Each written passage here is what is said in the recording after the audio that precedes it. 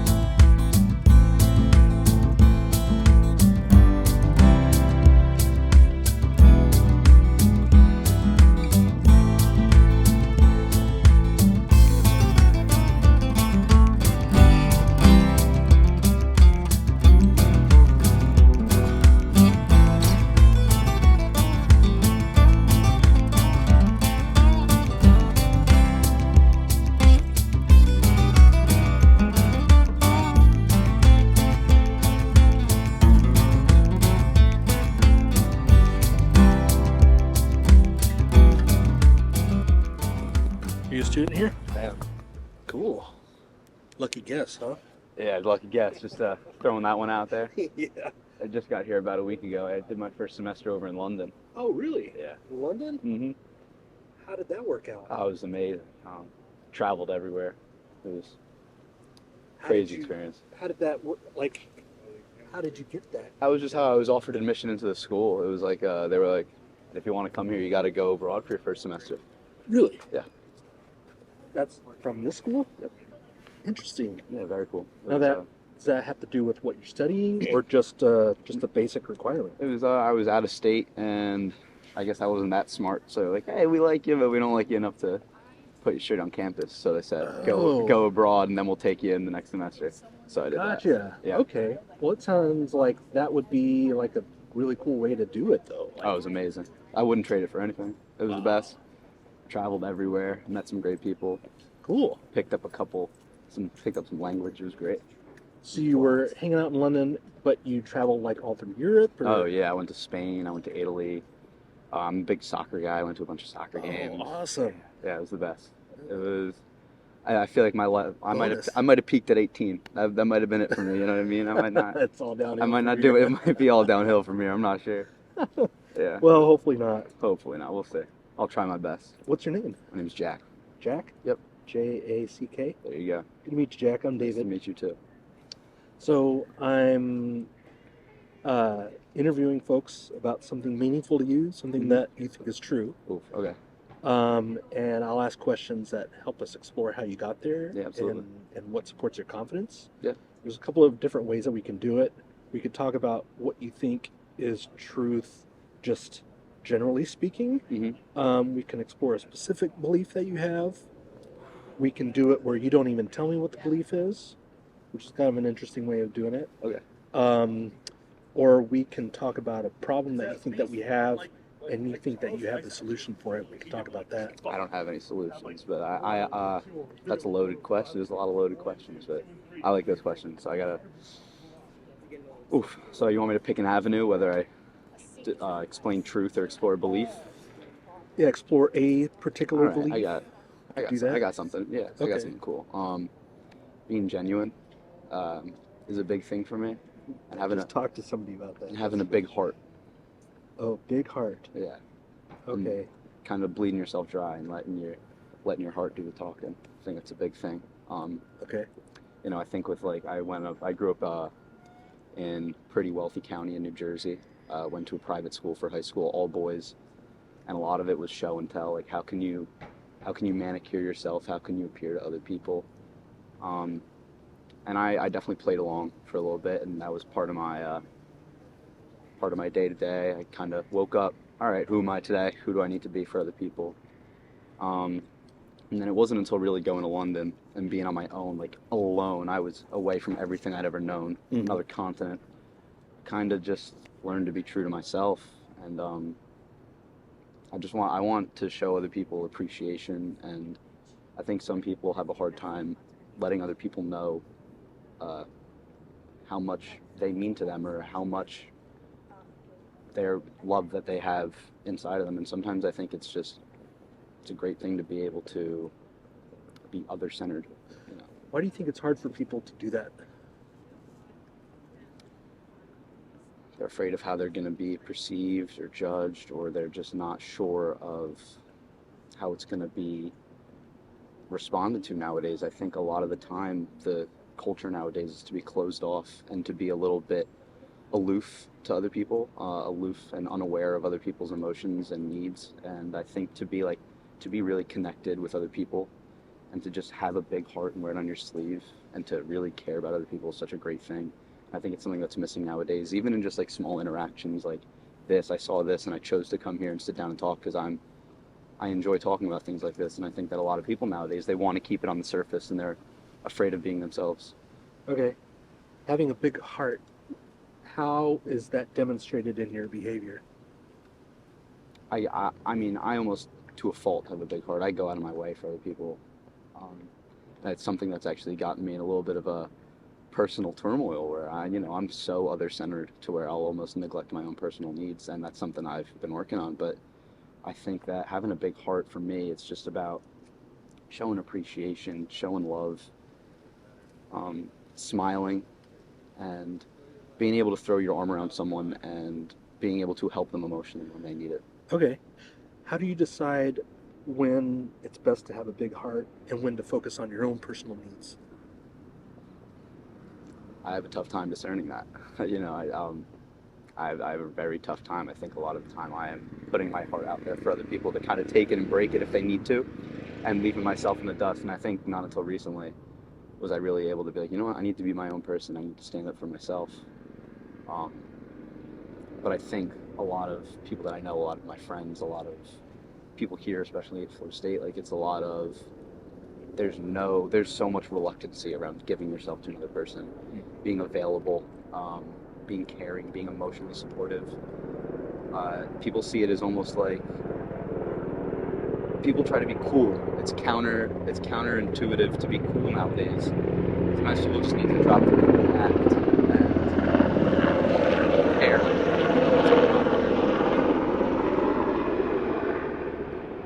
Can you repeat that? Yeah, absolutely. I think people just want to be cool nowadays, and people see it as counterintuitive to put on the facade that they've created. Being cool is better than being compassionate? Is that kind of what you're saying? I think that's something that I've realized nowadays. I think I've come to Florida State and I don't have as many friends around me from New Jersey as I used to, and I go through my phone and I'm looking, who can I text if I really need something emotional? One kid, you know what I mean? Nobody's as available as I think people should be. Okay. What do you think explains this cool over compassionate idea? I mean, it's so cliche to go to social media, but so I'm going to try to steer away from that. But I think a lot of people just want to be perceived as, a lot of people are too worried about their own perception and being perceived as weak. People oftentimes misconstrue kindness and emotional intelligence for weakness and being a little girly and this and that. Like, there's nothing wrong with it. And some people nowadays just want to be so closed off to the rest of the world, so they seem like they got it all put together and they're this big tough guy, when in reality everybody has the same emotional needs that needs to be met. Okay. Emotional needs, back to yours. Yeah.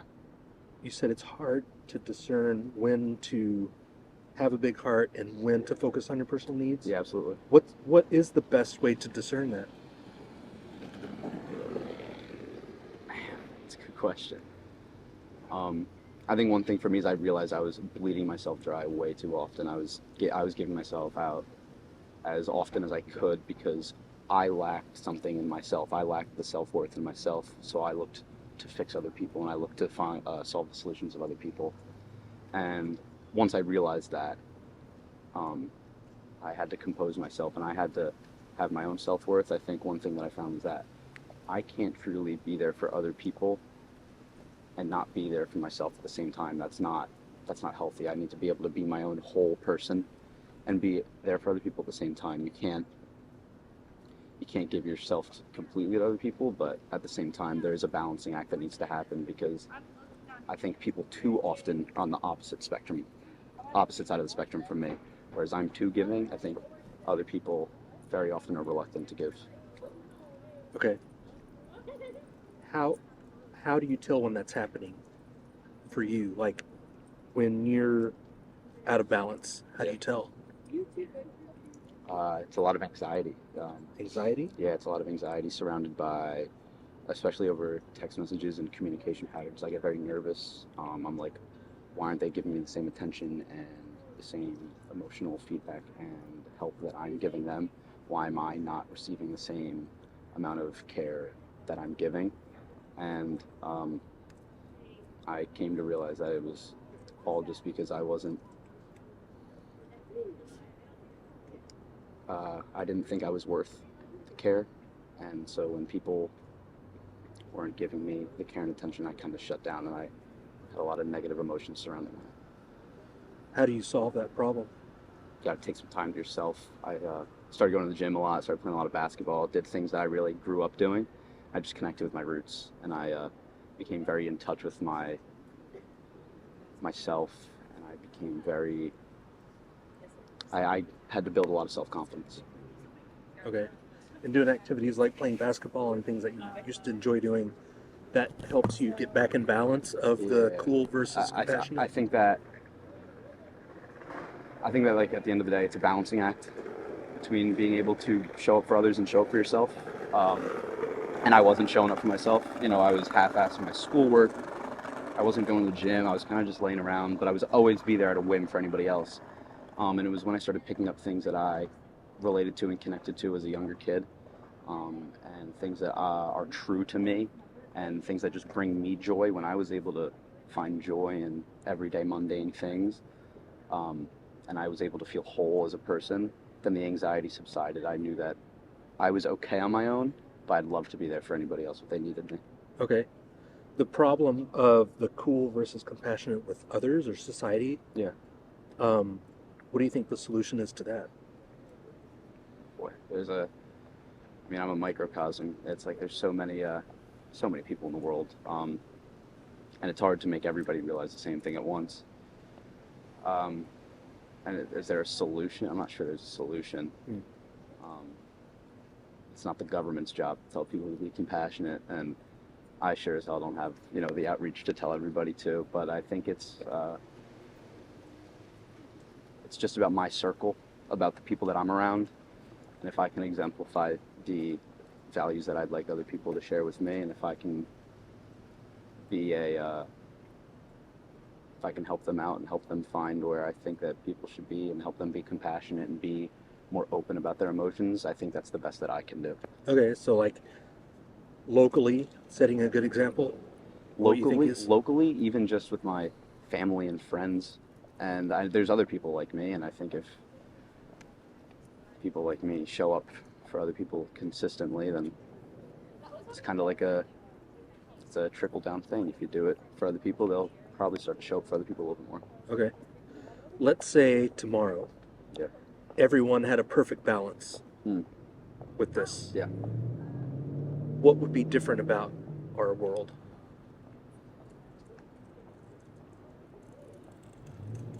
I think a lot of people would feel less lonely. I think there's a lot of loneliness out in the world. I'm sitting on a college campus right now. I'm watching people walk around. There's just a lot of people that eat alone. They sit alone. They just sit on their phone, isolated. I think if people had a good balance between being cool and being compassionate and being there for other people, I think there wouldn't be so much of a stressor on who we're hanging around, who we're with. I think we just find people that we naturally connect with. And there wouldn't be such an onus on our personal image to other people. It would just be about how we can really connect with other people at the end of the day. Image. Yeah. What do you mean by Image. self-image. Yeah. I mean, there's two sides to that, right? There's the intrinsic and how you see yourself, and there's the extrinsic and how other people see you.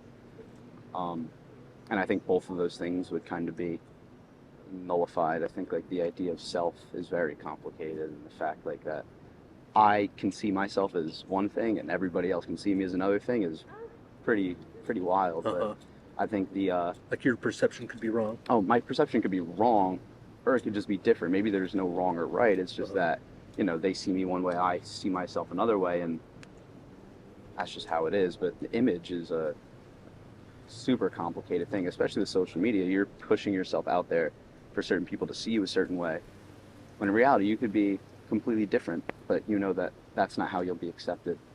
I think that if everybody had this balance of trying to be socially accepted and being compassionate and being there for other people and being their true selves, people would feel much more fulfilled. I think people would be much more fulfilled. Okay. Anxiety is a downside Yes. to having a bad balance. Mm-hmm. Can you think of any benefits to having, being more, more one on one side than the other? Like, In regards to anxiety? no, like having an imbalance in self-image Oh, versus compassionate. yeah, absolutely. I mean, personally, my benefits are I feel a lot of pride and joy when I'm able to solve somebody else's problems. I think if I can help other people, at the end of the day, I think that's really what brings me joy, and I think that's what I want to do in a profession. Right now, I'm a finance major, but a lot of that has to do with what my parents kind of want me to do. You know what I mean? I think at the end of the day, if I could be like a psychologist or psychiatrist and really help people, that's what brings me joy because of my compassionate nature and my want to help other people. I also think that if you are worried about yourself and your self-image, and you're a little bit more closed off, and you're not sharing with other people, I think the benefit is that you can be hurt less often. You can Okay. you avoid a lot of emotional vulnerability, Less suffering. less suffering. But I don't think that suffering is a negative that ultimately brings a greater positive. I don't think that suffering is something that like should be avoided. I think suffering is something that happens because you experienced something great prior, Okay. and there's no need to be afraid of suffering because it's temporary, and it sucks to suffer. It's horrendous, but it can really, if you are able to diagnose your suffering and you're able to find why it's happening, and you can look yourself in the mirror and be like, hey, I need to solve this. This is why I'm suffering. When you come out the other side of that turmoil and that pain, you are a greater person than you've ever been prior in your life. And that's something that I've dealt with recently in my life, and I think it's like something I'm very thankful for, honestly. Okay. Kind of like adversity. Yeah, Adversity can be a positive thing. it can mold you. Okay. Cool. That was great. Yep. Time for a couple more questions. Yeah, absolutely. Okay. And this will just be kind of a tangent. Yeah, go ahead. You said that it's not the government's job to eliminate. What were we saying earlier? It's not the government's job To make sure everybody's compassionate. to make sure everyone's compassionate, right? Yeah. What is the government's job? Oof. um, well, one thing, oh God, I grew up in a very political household, so it's a loaded question for me. But one thing that I would always explain, not explain, but one thing I always thought was true is that if the government isn't aware of their people and is only making decisions based off of procedural needs, they're missing a large focal point of what they need to do. I think that the government's job is to ensure a good quality of life for their people and ensure that their international relations are intact and make sure that they can sustain a nation. It's about the people and the companies and the money and the resources. And it's just about sustaining a good quality of life for the people. It's for the people. Okay. What is the most effective way the government can sustain a good quality of life? Oh my God, I'm 18. I got no clue. I'm That's weird. cool. Man, Something to think about, maybe. something to think about. I wish I had a good answer for you. All I can tell you is that I don't know. I got nothing for you. That's a tough one. That's a brutal one, man. I don't know is just fine. Yeah, that's what I say to a lot of That's people. what you're here for, right? I got a lot of I don't knows, man. I'm figuring stuff out, clearly. Why is it important to be able to admit that you don't know something? I think it goes back to the whole thing we're talking about versus like where you're trying to be cool or trying to be compassionate, be yourself and show an image for other people. Sometimes people think like showing that you don't know is a sign of that you're not intelligent or you're not competent enough to understand something. Sometimes you just don't have the answers. Like this is everybody's first time living. We're all figuring stuff out as we go. There's nothing wrong with not knowing something because maybe you'll figure it out down the line. I think that people have a hard time saying that they don't know because they want to seem, again, back to the whole image concept, they want to seem like they got their stuff together. Okay. Any answer? Or, yeah, there's a survey that our community has, and one of the questions on there is like, do you think any answer is better than no answer? I think no answer is an answer. So I would say I don't know no. would be the answer. I don't know is your answer. Yeah. Cool. Awesome. Anything else you want to say? Spread love.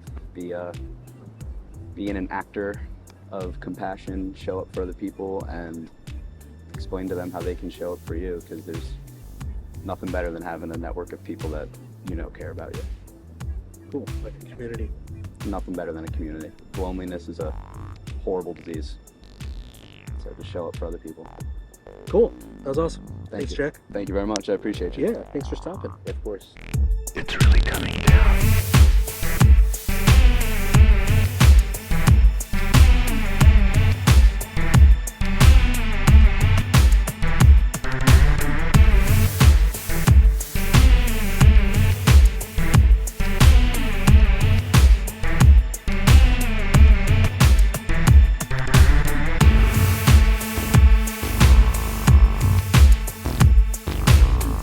Do you have something in mind?